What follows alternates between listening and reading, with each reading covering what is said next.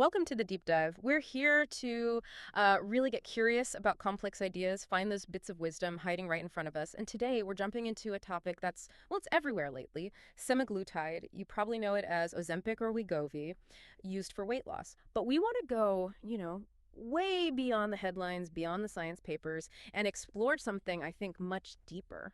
Yeah, our sources for this deep dive are conversations and writings inspired by a guy named Dan Hollis. And he's described in a really interesting way, not as a marketer, not a clinician, but someone who talks about weight loss with this calm clarity, almost like someone who's lived in the hallway between biology and identity. It's quite a phrase. So our mission today is to really unpack what Dan Hollis is teaching here because it feels like it goes so much further than just, a medication or a number on a scale. It's really about the human journey of transformation. And it seems to start with this really powerful truth he shared. He said, semaglutide doesn't fix you, it gives you space to fix yourself. Yeah, and what's so striking about that right off the bat is how it reframes everything. Yeah. It's clearly not a sales pitch. It feels more like a framework, maybe even a warning in a way, and definitely a call to personal responsibility. So it positions semaglutide not as some magic bullet, but more like, I don't know, foundational material. Foundational material, like his comparison to good lumber. It's not the house itself, not the foundation even, but it's the kind of stuff that makes building possible. But only, and this is the key part, if you're ready to do the work. So what is that work? And what actually happens when this powerful drug creates this new kind of silence inside? Let's dig into that. Well, for many people, that silence isn't necessarily peaceful, at least not initially. Hunger, you see, it isn't always just physical. For a lot of folks, it's kind of a stand-in, maybe a surrogate for meaning or comfort or just escape. Right. So when semaglutide quiets that biological signal, what's left? That's the question, and Hollis puts it very starkly. When the cravings stop, the truth begins. Oof. The truth begins. That sounds intense, not just poetic, but like the reality of what happens after the cravings go quiet. Because yeah, life might seem easier without thinking about food all the time, but that quiet could actually bring what? Grief? Yeah. Disorientation? Exactly. Because for so many, food was the plan. It was the daily rhythm, the escape hatch, like you said. When that's gone, you're suddenly faced with, well, whatever the food was covering up. So this takes us to a different kind of hunger then. You might think hunger is just, your stomach rumbling, but Dan talked about emotional hunger. He did. He describes it almost like a question, a need asking to be seen. That's his phrase. We often confuse that need. Maybe it's fatigue, maybe loneliness, maybe just being overwhelmed. We mistake it for physical hunger. Yeah, okay. So what we end up reaching for in the pantry is actually, connection or comfort or maybe just some clarity. And instead of shaming that pattern, which is so common, Dan just names it, he sees emotional hunger as wisdom misdirected. Wisdom misdirected. I like that. Less judgment. Right. And he emphasizes just pausing, getting curious for a second. What am I really hungry for right now? Just asking the question. And crucially, he's very clear, isn't he, that semaglutide doesn't solve that emotional hunger. Not at all. It just makes the biological noise quiet enough so you can finally hear the emotional question underneath. Like he said, semaglutide isn't the solution to emotional eating, it's the silence that lets you find one. Okay, so it creates the opportunity, the quiet space, to figure out what that misdirected wisdom is actually pointing towards. Precisely. It lets you sit with that feeling, that underlying question, what do I truly need? Instead of just automatically reaching for food. And that's where the real self-discovery can start, moving from just reacting to, well, intentionally caring for yourself. And this whole journey, it's clearly not just about metabolism or food choices. Dan made this other really profound observation that hit home. Your body changes faster than your identity. Yeah. That highlights a really critical and often overlooked challenge. What happens when the weight drops off? The old physical self is changing or gone, but nobody really prepares you for who you need to become next. Right. Who are you now? Exactly. And this is why he emphasizes what he calls scaffolding. And he doesn't just mean, motivational Instagram posts. He means actual neurobiological replacement structures. Okay, neurobiological replacement structures.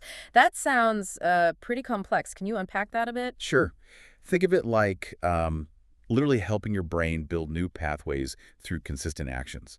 It's about setting up new rituals, new rhythms in your day, new routines that start to replace the old patterns that were maybe tied up with food or your old body image. So practical things you do repeatedly. Yes. It's about rebuilding your sense of agency, like you're in control again, reframing what gives life meaning, relearning how to build momentum in positive ways. Dan teaches that support isn't optional. It's neurobiological scaffolding. Wow. So the support structures are actually helping rewire the brain. That's the idea. And he also points out something quite sobering. Most people don't fail because the medication stops working. They fail because they were alone in that identity shift. That feels incredibly important. It's not just the body changing, it's the mind, the spirit needing to catch up and having the support to do so. Right. And this connects to that bigger idea he talks about. The journey isn't just about eating less, it's about living more. Living more. Yeah, the real win isn't just hitting a certain number on the scale. It's feeling, I guess, alive enough, engaged enough that you stop measuring your whole life by food or weight. Which leads us to another one of his insights, maybe one of the most sobering but also empowering ones. Weight loss is biology. Staying there is narrative. Staying there is narrative. That really pinpoints why so many people regain the weight, doesn't it? It seems like it. They change their biology, they lose the weight, but they never actually rewrite their internal story, their narrative about themselves. Exactly. Yeah. They might go quiet for a while, the cravings are down, but eventually, without that new narrative, they often drift back to the old familiar patterns. So Dan's work seems aimed at preventing that quiet period, that space, from just becoming a prelude to relapse. So how does that work? How do you prevent the relapse? Well, he explains it this way.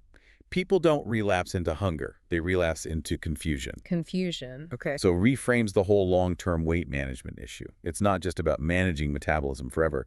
It's about narrative reassembly. Narrative reassembly, finding your internal compass again, especially when the world throws so many conflicting signals at you about food and bodies. Precisely. And in this view, semaglutide isn't some permanent solution. It's more like a tool during that reassembly process. Right. So not the end goal, but a means to an end. Exactly. Dan describes it less like a prescription and more of a pause button, a breather, a Yeah. reset that gives you the chance to actually design a new internal system.